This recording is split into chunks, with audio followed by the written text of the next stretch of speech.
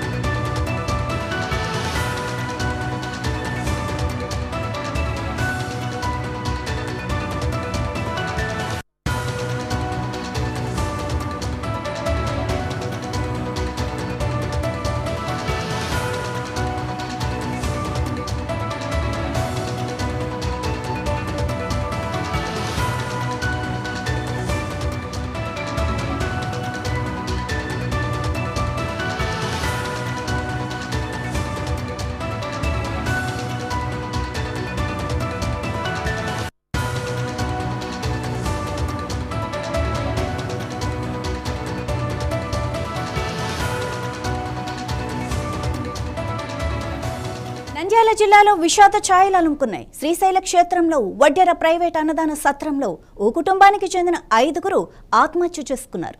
సత్యసాయి జిల్లా బత్తులపల్లికి చెందిన సుధాకర్ కుటుంబం రూమ్ నెంబర్ 11లో ఉరివేసుకుంది. గత నెల 28వ తేదీన వీరంతా ఆటోలో వచ్చి ఈ సత్రంలో గది తీసుకున్నారు. 3 రోజులుగా గది తలుపులు తీయకపోవటం, లోపల నుంచి దుర్వాసన రావడంతో అనుమానం వచ్చిన సత్రం నిర్వాహకులు పోలీసులకు సమాచారం ఇచ్చారు. పోలీసులు అక్కడికి చేరుకొని తలుపులు పగలగొట్టి చూడగా హృదయ విదాకర దృశ్యం కనిపించింది. బాత్రూంలో 3 మహిళలు విగత జీవులై పడున్నారు. మరోవైపు ఫ్యాన్ కు 2 పురుషులు ఉరి వేసుకుని కనిపించారు. మృతులను సుధాకర్, ఆయన తల్లి గోగుల ఆదిలక్ష్మి, భార్య మల్లేశ్వరి, మరో బంధువు శ్రీదేవి, సుధాకర్ కుమారుడు మణికంఠగా పోలీసులు గుర్తించారు. ఆర్థిక సమస్యల వల్ల ఈ కుటుంబం ఆత్మహత్య చేసుకుని ఉంటుందని పోలీసులు భావిస్తున్నారు.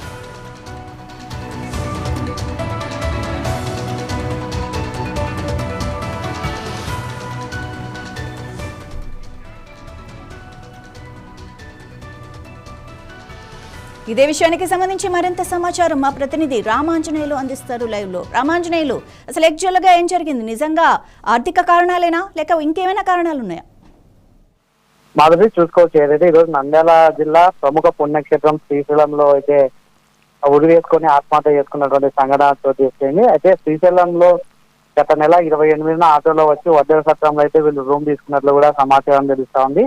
అయితే ఆ సత్రంలో 3 రోజుల నుంచి బయటికి రాకోకుండా తలుపులు తీయకపోవడంతో అక్కడికి వెళ్ళినటువంటి సత్రం సిబ్బందికి దుర్వాసన రావడంతో వెంటనే పోలీసులకైతే సమాచారం అందించారు. పోలీసులు వచ్చి తలుపులు తెచ్చి చూడగా బాత్రూమ్ లో అయితే 3 మహిళలు, ఫ్యాన్ కు 2 పురుషులు కూడా ఉరి వేసుకున్నటువంటి దృశ్యాలు అయితే వాళ్ళకి కనిపించాయి.